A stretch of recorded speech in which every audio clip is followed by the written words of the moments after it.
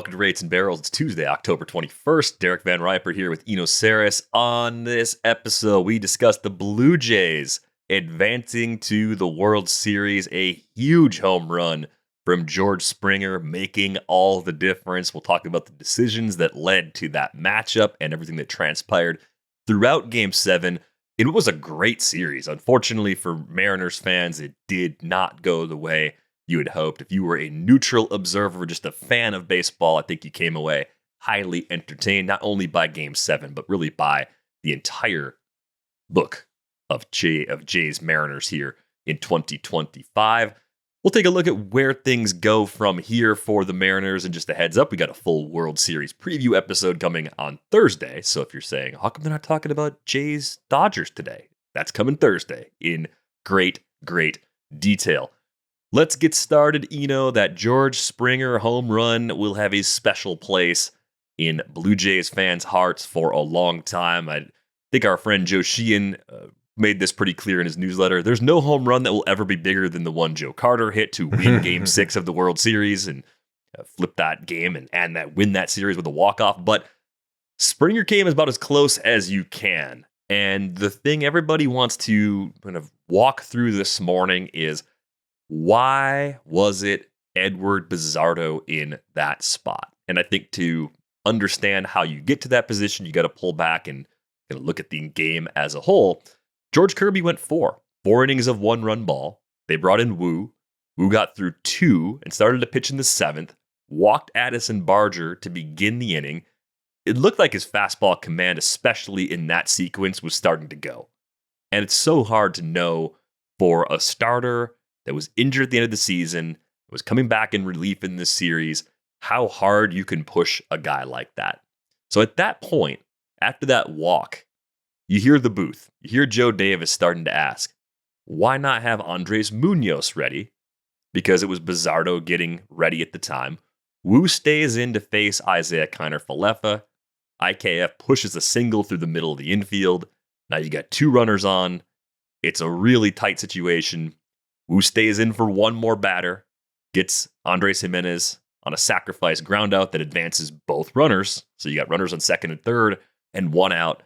Springer coming up, and Dan Wilson goes to the pen. He goes to Bazardo, and at the time, honestly, my thought was, I'd rather have Matt Brash than Bazardo, probably overestimating Brash's stuff in that instance.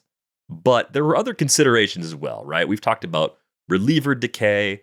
We should talk about the difference in walk rate between Brash and Bazardo, especially against right-handed hitters, right? You had first base open, but that's the go-ahead run at the plate. You don't want to put George Springer on with a walk. So one key difference, if you go back to the regular season, look at the splits between Brash and Bazardo, is that Bazardo's walk rate is about 5 percentage points lower in that split.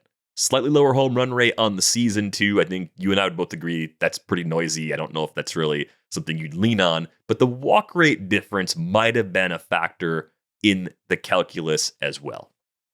Bazardo's your more traditional sinker slider pitcher. I mean, so is Brash, but Brash is really sideways. And since he's so sideways, we've seen him, I remember this one at bat against Ernie Clement where Brash was trying to hit the outside corner and was like 3 feet past the outside corner for 3 straight balls.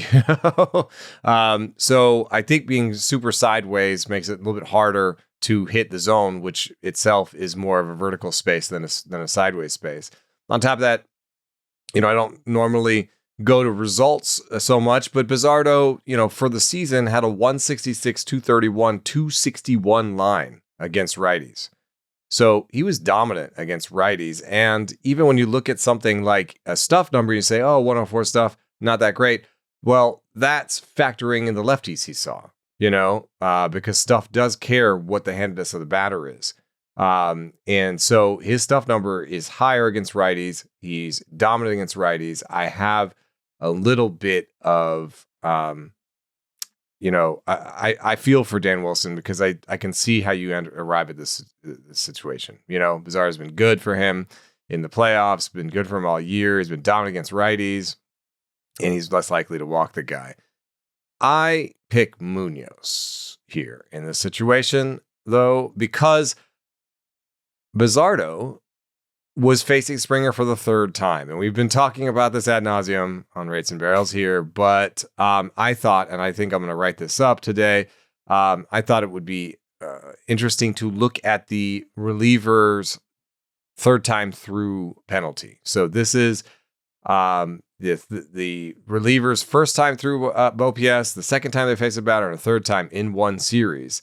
And as you can see from the color coding, if you're watching, you can see most years, the third time through the order is third time the reliever sees a player, it is bad for the reliever. It switches over to the pitcher. But what you can also see from this is that it's not consistent every year. And in fact, in 2022, the first time through, the reliever saw a 596 OPS. The third time through, a 397.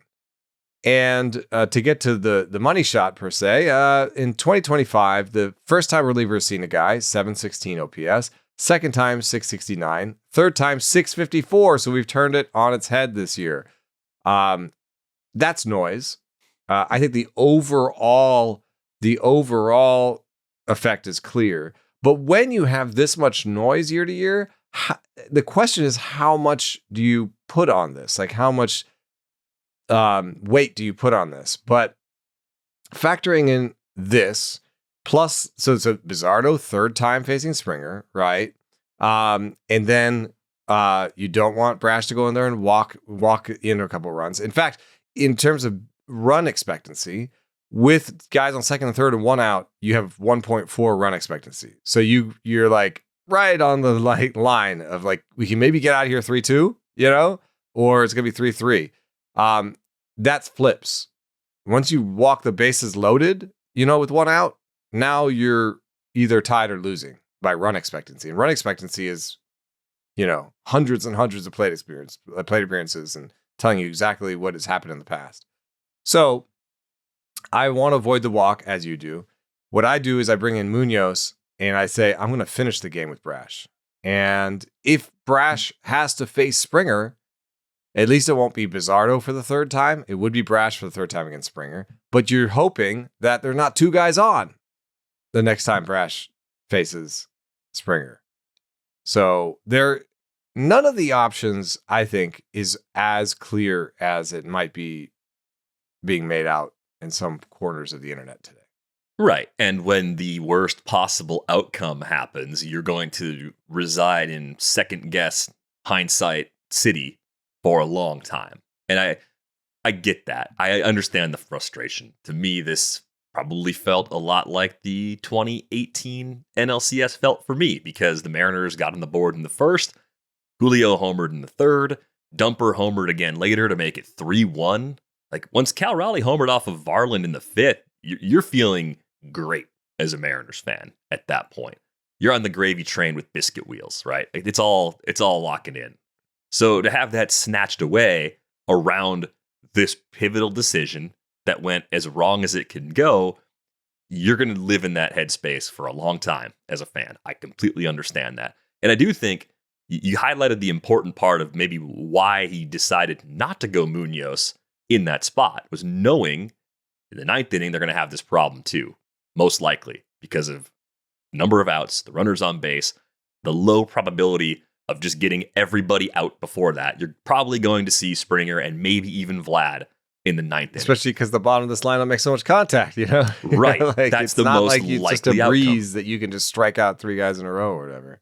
Yeah. So I thought that was pretty interesting. I think the other thing from Joe's newsletter, Josheen's newsletter from this morning, that I hadn't really thought about until he put it out there, was that maybe the bigger mistake, rather than using Bazardo, which is, it's weird to say that because he gave up a 3-run homer, was not bringing Bazardo in to face Kiner Falefa. Like, the Kiner Falefa single up the middle, I think a lot of us see that and go, oh, that's a good piece of hitting. He just hit it, happened to hit it in a spot where it got through.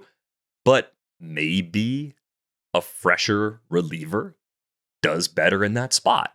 That's one thing to at least consider that Wilson could have also done differently. I think the other part, though, and this was a problem we talked more about for George Kirby, going to the same location repeatedly. If you look back at Game 6, Bazardo saw Springer in Game 6. He threw him 2 pitches. He threw him sinkers that were on the inner half of the plate. And neither one of those pitches were probably as far in as he wanted them. And you think about the 2 pitches that he threw to Springer in Game 7, they were both sinkers. One way too far in, one right on the plate. So Springer saw 4 of the exact same pitch on the inner half in the span of like 24 hours. And he hit the best. He hit the worst one. He hit the worst one. It's an execution problem through and through. But it wasn't. They didn't show him a wrinkle. I mean, this is the third time. This is the third time through it. I think one thing that maybe is noise in the numbers is maybe some teams treat the third time with their reliever through as the third time with the starter. So they're like, you need to show him something else. You need to be different. And maybe some teams are like, no, whatever works, you just keep doing it. Right. Throw your best pitch and we'll live and die with that. Versus throw your worst pitch and we'll live and die with that. If you hang something you don't throw very often, well, we tried a wrinkle and it didn't work. None of these things are easy. I'm not sitting here saying, yeah, I'm smarter than Dan Wilson. I'm more just sitting here asking some questions and trying to think through the other ways they could have gone about this. So were any of the other options perfect?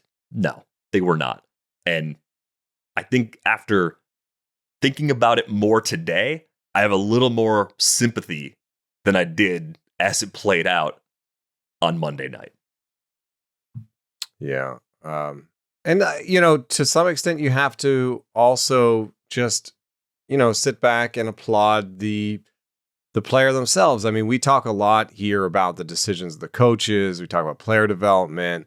We talk about predictive stats. And, I just think it's instructive sometimes to be like, hey, George Springer, good job. Like, pretty amazing that he's doing that with one knee. I'm sure that is barking up a storm right now after what happened to his knee the other day. And for a guy that, in his career has always hit 4-seamers really well and has kind of gone in and out on sinkers. Part of his resurgence this year is the best year he's ever had against sinkers in terms of pitch type values. And, on top of that, just, a resurgence in bat speed, the best barrel rate of his career at 36 years old. Just a seemingly a decision to say, I trust my ability to make contact. Now I'm going to swing hard at every pitch. And just as an added wrinkle, I saw someone say that, he's probably not going to get to the Hall of Fame. I think that's not determined yet. I don't foresee another 5-win season, after the age of 36, but I do foresee another 2-3 year contract. I mean, maybe he's still got one more year on this one, so you get another. So maybe get another piece of the puzzle. I could see him playing 3-4 more years, and that's based on bat speed, plate skills. What combination of factors makes you generally confident of that? Because I think prior to this year, the games played count didn't necessarily take a massive hit, but there were injuries. He was playing at less than 100%. There was some wear and tear he was dealing with. But now he's a DH, so if he can do this sort of thing, DHing most of the time, then maybe that will help him keep him on the field more often. I mean, off the field, but you know what I mean, like in the lineup more often. It won't help his wins above replacement totals, but I mean, he's at 41. If he played 4 more years, could he get to the back end of 50? The reason why 50 is such a big number is it's basically just, the average Hall of Famer is around 50 WAR. And he has great secondary arguments, in terms of hard work, in terms of good postseason story, So I definitely don't think he's a first ballot guy. I'm not even sure I'd vote for him, but it's close. He's definitely in the Hall of Very Good. Well, I do think the other part of Hall of Fame resumes and player greatness, and this comes up, I think, a little bit in how we talk about stats, is playoff stats are not sitting there year over year on the Fangraphs page on the back of the baseball card. Like they're up there for the current year. Fangraphs is awesome. They put the current year's playoff line in there. But when we talk about a season, there's 4 to 6 homers sometimes that we miss. And those were really big homers that were more important, right? So playoff WAR should probably be a thing. Like championship probability added exists. Maybe we should fold that more into our conversations on player resumes when thinking about postseason accomplishments and trying to put that on top of, what a player does over the regular season, which is the bulk of where I feel like that resume comes from. I like it, but also not every player gets the same chances at the postseason, right?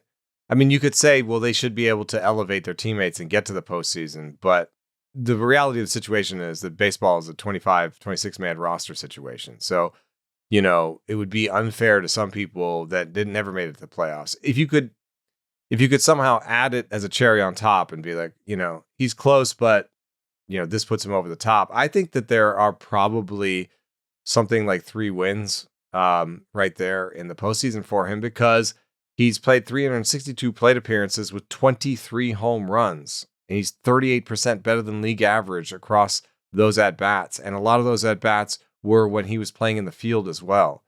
So there you go. Let's say you add 3 wins there. Now he's at 44 wins, right? And he needs 6 more wins to get to 50. I don't know. I think it's not a fait accompli. And this is just part of it. If he adds to the postseason resume at all, then, he will get some accolades as one of the best postseason hitters of all time. Yeah, I think he does get some of that chatter, right? He gets that acknowledgement because of the World Series MVP that he had in 2017, that he put that on the resume too. Like those accomplishments, I think, are accounted for. But I feel like when you don't get hardware and you're just really good in the playoffs, that sometimes can slip through the cracks in some of the analysis. 300 plate appearances minimum in the postseason, sorted by WRC Plus. Albert Pujols, come on down, 157. Everybody knows who's next on the list. It is Reggie Jackson with the 152 WRC Plus, Mr. October. Of course, he's there. Number 3, David Ortiz. I'm going to give you a hint that 2 of the next 4 were teammates. All of the next 4 are modern era players that you watched, and that one of them is George Springer. Can you name the next 4? I'm going to turn this back on you. I don't like when I get asked trivia questions. That's not cool. Well, you got one. Do the layup. I got one. Yeah. The whole reason we did this. Well, the whole reason I have this up. Yes, there you go. Springer's 5th right at 138. So there's 4th, 6th, and 7th.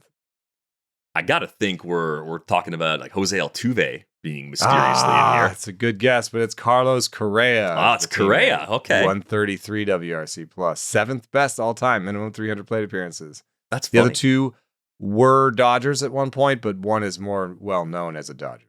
One is more well known as a Dodger. Is there some goofy stuff on here like Chris Taylor? Some absolute nonsense? No, they're stars. Both of them are stars. Okay, so it's not Kike. Freddie Freeman. There you go. Freddie Freeman is awesome in the playoffs. 134 WRC plus. Yeah. The other one is not known as a Dodger, but was a Dodger.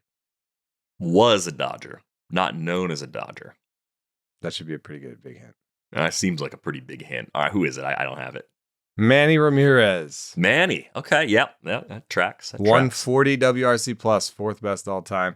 Just to finish the top 10, Pete Rose 8, Corey Seager 9. Justin Turner is maybe the biggest surprise. And then Jose Altuve there at 11. Chipper Jones at 12. Derek Jeter 13. Bernie Williams 14. Alex Bregman 15. The Astros. Look at that. Some really good performances at the exact right time of year. I do think the part of Springer's story that's maybe interesting, even if you're a fan of a team that didn't make the playoffs, is thinking about the Blue Jays giving him the contract that they did, giving him $6 and $150 to bring him in. And we look at contracts like that all the time, every winter. And for the majority of contracts signed by players on the wrong side of 30, the analysis is pretty similar. It's, well, the first half of that deal should be okay, but the back half of that contract might be a problem. And usually it's the result of health and the slow decline. And honestly, I thought we were seeing that with Springer. I thought years 2 and 3 and 4 were sort of the progression we were expecting. The bounce back he had is phenomenal. And the reason you do it, I think, is that you give yourself one more high ceiling player. You got a solid floor, but you also have the possibility of a high ceiling in any given year. That the bat actually is special. That if it is a near Hall of Fame caliber player or a possible Hall of Fame caliber player, that they might age a little better than expected. And they're being rewarded for being willing to spend. And that goes beyond Springer a little bit too. They've given some players pretty big extensions. I mean, the Jays have been top 5 in payroll, 40-man CV tax payroll, in 2 of the last 3 seasons. They're spending money. And I know a lot of people out there right now are looking at the Dodgers and saying, hey, they have money, but they spend it. They leverage their chip stack. I do think the Jays deserve some credit for being willing to go out and spend, right? We know they were linked to Ohtani, and maybe someday we'll get to the actual bottom of how close they really were. Maybe someday this week we'll get to the bottom of something like that. But I do think it's nice to see not only a longer-term deal have some good years at the end, like we're getting from Springer this year. That's always a good story. But it's also nice to see teams that are spending like that getting rewarded in a time when so much of the approach with players like this falls back into the groupthink of it not being a good idea, and that leads maybe half the teams in the league to just completely write off the possibility of giving a player a deal like this. It's an interesting place. I was sorting at Cott's baseball contracts. You can actually just look at deals by their maximum, by their total value, which is a little weird because, it's not total present day value. So you're looking at old deals and so on and so forth. But this is an interesting space, the $150 million contract. Just in terms of deals that people are on right now that are around that number, or that, sort of modern day deals. Matt Chapman is on a $150 million deal. Jose Ramirez is pretty close, the 141. Those are good deals, I think. The David Wright deal didn't turn out well because of his back, but I think that would have been proven otherwise to be a good deal. That was 138 back in the day. I think the first Freddie Freeman deal in Atlanta was a good deal. This isn't a terrible place to live. The bad deals up here are Jacob E. Ellsbury, got $150 million. That's past 150 in today's value. But I guess the Eric Hosmer deal was 144 million. Carl Crawford got 142. So there's some misses here, but it also is a place where the secondary superstars live. These are guys who are just not perennial top 10 players, but are usually top 30 players, that sort of deal, and a lot of them are undervalued for some of the things they do. Matt Chapman strikes me as somewhat similar. He's not considered a big game player. So that's actually, he's like the anti-George Springer, but he has really great glove, and he usually accumulates, and he can help you get you there, even if he does have, I don't want to acknowledge that he necessarily is unclutch or whatever, but maybe if he is, that's just one part of the package, Anyway, it's been a deal that has been worth it for the Blue Jays. In fact, he's already accrued all the value. He could be 0 WAR next year and still have accrued all the value of that deal. And you're right to think that it doesn't always just show up as front loaded and then they stink at the end. Sometimes it's a little bit up and down year to year. There's a natural variance around every mean. Anybody who has a true talent ability of, say, George Springer being a 3 WAR guy through this contract, you're going to have years where he's 5 WAR and 4 WAR, and years where he's 1 WAR. And that's just how it's worked out for him. Yeah. So I don't know. Just found that to be somewhat interesting, that was a deal that people probably didn't universally love at the time. And it's at least paying off at a critical point for the Jays as they advance to the World Series for the first time in over 30 years. 30 years is a long time, man. Like that drought, Jays fans knew exactly how long it was, but it's only like 10 years shorter than the Brewers drought. So yeah, that's a long one. The Blue Jays are also fascinating because, I had some people be like, oh, they'll win because of small ball. But they had the best slugging percentage in the postseason and the most power.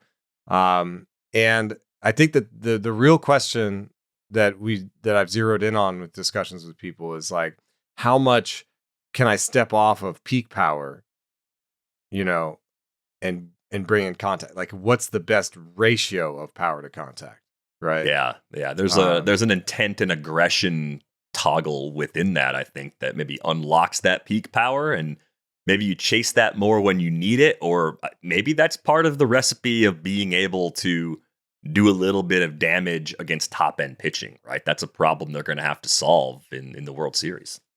Yeah, and it was a flaw for the Mariners. The Mariners struck out too much, and they know it, and they've tried to change things about their lineup, and they're well aware of their home splits when it comes to strikeout rates, and so they care about it. But they did strike out too much in this series, and the Blue Jays used their superior contact. One thing that comes to mind is that exit velocity is 4 parts batter and 1 part pitcher. Well, we usually use that to say, well, it's all batter, but it's still partly pitcher. And in the postseason, everyone throws a mile and a half harder. Or not everyone, but you just see the average fastball is about a mile and a half harder. So, that could turn, and a good doubles hitter, that might be enough to turn some of those doubles into homers, right? So the key is to have good doubles hitters, because if you have too many sort of Luis Arias types, you don't want to build the whole plane out of that. No, I don't think that would work against today's stuff. Where do the Mariners go from here? I know it's a little soon. You didn't even get a full day to let the dust clear. But I think, when you think about the division, you think about the AL West, the longer-term trend of the Astros has finally at least reached the point where it's not just an assumption that they're the best team in the division year over year anymore. That at least has changed. And you have a Mariners team with a lot of pitching still under control. That's a good position to be in. You have a ballpark that suppresses offense, but you found a couple of core long-term players that can hit there. Julio, for the downside of the swing and miss in the postseason, had another very good regular season and did cut his strikeout rate this year to a career best 21.4%. I know Mariners fans are sitting there today going, yeah, but he swung at a 3-2 slider that was a ball and could have walked, and Dumper could have had a crack at Jeff Hoffman. Sorry it didn't happen. I would have loved to see that. That would have been great theater. It's still, you have a superstar in center field. You have, arguably, I think you say Cal Raleigh's a superstar right now behind the plate. So you have some prospects coming. Good. You're good up the middle. You've got some prospects coming. I think the biggest critique of this team was that the bottom half of the lineup just wasn't quite good enough. That's a fair critique. That happens a lot for playoff teams. I would say the same of... Especially playoff teams that aren't, the Yankees or Dodgers or, throwing a lot of money at the situation. Yeah, some teams don't throw Max Muncy out there in the bottom third of the lineup, right? That's the reality that most teams have to live in. I do think if you believe in Young and Emerson, if you think Ben Williamson's going to be a phenomenal defender who's back and come along, you can get better and younger at the same time and take your resources that are available this winter and really do something interesting with them. So I assume, unless there's some kind of blockbuster trade, that they just re-rack the starting rotation, because that's a strength. There's really no reason to break that up unless you see a big-time impact bat that you can bring back into the fold in that deal that makes you a lot better. Money-wise, you were doing some of the math. It looks like they've got a decent amount to spend, and maybe the first player they have to think about, there's two really. It's Josh Naylor and Jorge Polanco. I think given the infielders they have coming up, Polanco seems less certain of the two to come back, but Naylor, I think, makes quite a bit of sense for a possible reunion, especially if we think the market's going to be a little bit bearish on him as a free agent. I think there's a lot of skepticism about the stolen bases and some questions even about the power relative to bat speed. My counter argument to that latter concern is that he's always been a low strikeout rate guy. He's run a 40% hard hit rate, I believe, now in 5 consecutive seasons. And he's also a little bit younger than some of the other first basemen that we see get into free agency. So you're not talking about a guy who's 31. You're talking about a guy who's 28 right now.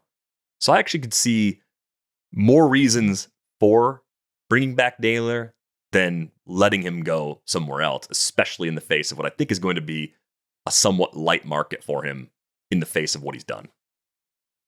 Yeah, I mean, I think the market just generally for first baseman has been a little bit rough. We just saw the whole Pete Alonso situation, and Pete Alonso will be hitting the market again at a time when there are certain aspects of what he does you would prefer to Josh Naylor, just in terms of his batted ball data. Hits the ball way harder, has that nice power, that really good bat speed. So you feel like you could bet on the power for a long time. Naylor profiles. Like, I don't know, is it like Paul Goldschmidt-esque? I feel like even Paul Goldschmidt had more power when he had more.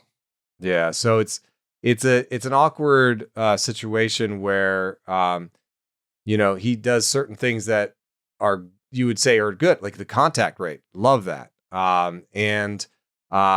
You like that he runs the bases. You like the what is it, the secondary stuff, the peripheral kind of, you like the player, he kind of seemed to, the fans seemed to like him. The hard hit rate, you point out, is 5 straight years of over 40%. There's some good there. He hit his hardest hit ball of his career this year.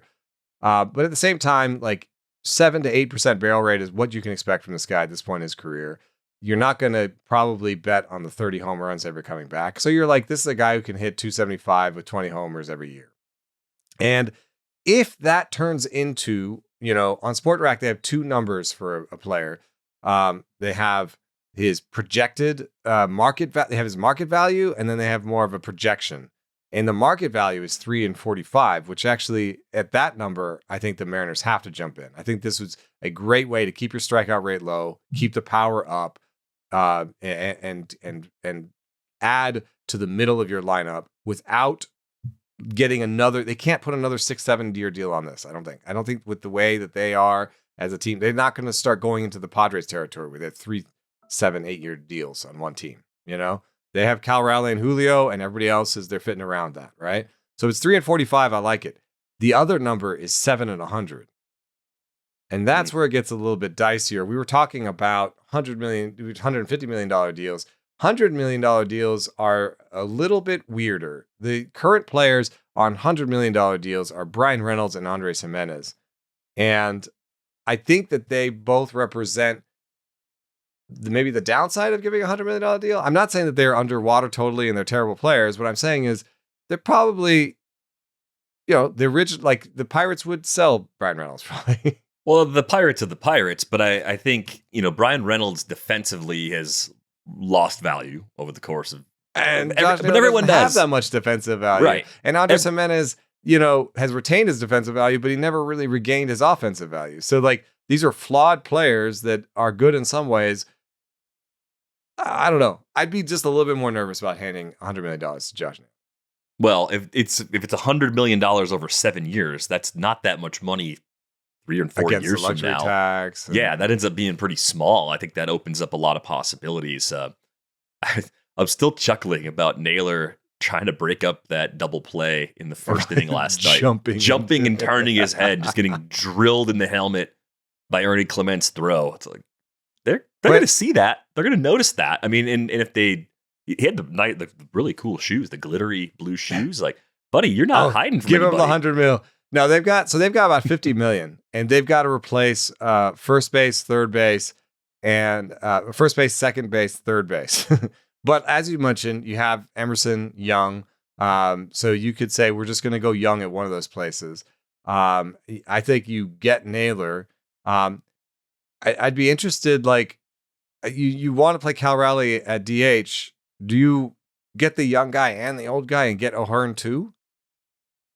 Is that something that you could fit onto this roster? Could they, or is there another sort of older veteran third baseman? Like, do you think they should be in on Eugenio? Like, and if not Eugenio, there's not really a third base, or should they like think outside the box and maybe take on Munetaka Murakami? But he strikes out a ton. That doesn't seem like what you want on a team where you're trying to cut strikeouts. Suárez had a pretty strange year. I mean, 49 homers, 3 more in the postseason, but he only hit 228 with a 298 OBP. He's going to be 35 next July, so 34. The chase got to a career worst level, 34.2% O swing. That's up from 30.5% last year, which was up from 26.4% in his previous stint that ended in Seattle. I'd be very careful with Suárez. I mean, that's big-time power, but you have to look at him clearly as a secondary contributor and not someone that you're relying on for number 5 hitter production anymore, despite that big home run total. Because the wheels look like they're starting to fall off at the plate a little bit. I think he wants to go back to Arizona, by the way. I think that's sort of like, I don't think he was thrilled to leave. Also, post-trade, you might remember, he got hit in the wrist by a pitch before the trade deadline. So the shape of his season may have been completely changed just by that injury. You know, we'll never know for sure.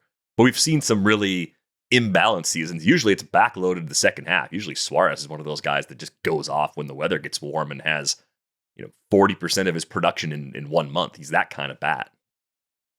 I do think that they will avoid the long-term deal. I just don't see them, like, even if I say $50 million, I don't see them getting like 2 guys with like $25 million AAVs on like 7-year deals. You know what I mean? Like, I think that if they have maybe one big spend and some little spends around it. So I'm going to throw out some names for you. Josh Naylor and Luis Rengifo. Okay. Yeah, Rengifo, I don't know why. I cannot articulate why exactly this is. Rengifo seems like a guy Jerry DiPoto would like. I mean, that's not ripping on anybody involved. His plate skills are good. They like walks and strikeout. They like, plate skills guys. And you could probably talk yourself into health being the main reason why he dipped this year, kind of split the difference between... He's had better power years in his past than he had last year. Yeah, I think you see 2 years prior to the big step forward in 2024 that probably are a better indicator of his true talent baseline. Maybe you get a 330 OBP from him again. That's possible. He said 2 years out of the last 4, he's been under 300, though. Very, very odd player. But, someone you could move around on the diamond. Which helps when you have young guys that are on somewhat different timelines. I mean, we mentioned Cold Emerson in passing. Emerson's probably a little further away, right? Like these... And the other name that I'd like to throw out there is Gleyber Torres. Now, I just don't know if Gleyber Torres is a big spend or a little spend. But, in terms of at least what they have as market value over there, they say 4 and 55, and then a longer deal of 6 and 89. If it's the 4 and 55, I could see them maybe doing it. He's younger than Polanco, but if you're only going to have to maybe go 2 years on Polanco, wouldn't you rather have the guy that that fits in the ballpark a little better, or at least has shown that he can produce there? History of bringing guys in and having their strikeout rates explode. Yeah. Well, maybe Polanco does come back then. Yeah, I think the key though is getting more depth at the bottom of the lineup. Like many teams, maybe 1 or 2 more relievers that you really like, but it's a hard way to go out. Because there were chances to win that series. The sloppy Game 6 is going to stick with Mariners fans for a long time, but that Springer home run is just a dagger that they're going to sit with for a long, rainy winter, which is not the best way to sit. With the struggles of Canzone, I feel like you also open yourself up to potential short-term deals in the outfield where there's lots of outfielders. We put Cedric Mullins and Harrison Bader on every other team that's out there, but Max Kepler. Max Kepler guys every single time. Yeah, well, you know what the truth of the matter is? Free agency sucks. Yes, it does. It's gotten worse and worse and worse, and more people are taking extensions to avoid going to free agency. Somebody like a Ramon Laureano, they're going to pick up the club option. So if you look at really the options, it's O'Hearn, Kepler, Austin Hayes, maybe, Mullins, Yastrzemski. But I kind of have this inkling that Yastrzemski's going to go back to Kansas City. Well, maybe it is a trade then. Maybe they find a team with outfield depth and decide to make some deal to get a controllable player that can be there for a long time, someone that they like from a bat-to-ball skills perspective, but also from a defensive perspective, too. I mean, I think that was the other flaw with Canzone. You're like, okay, like if the bat's not as good as you like, really bad throws, like just let's tidy up the defense in the process and at least give ourselves that floor, even if we bring somebody in who needs a little bit of time to adjust to hitting in that ballpark. I think that's part of the calculus for the Mariners as well. But it was a great season, and it just didn't end the way you'd hoped if you were a Mariners fan. I feel for you if you're struggling through this Tuesday, Seattle fans. We are going to go on our way out the door. A few reminders. Our World Series preview will drop on Thursday. A big deep dive into the Dodgers and Jays, how those two teams match up. Thanks to our producer, Brian Smith, for putting this episode together. If you'd like to join our Discord, you can do that with the link in the show description. That's going to do it for this episode of Rates and Barrels. We're back with you on Thursday. Thanks for listening.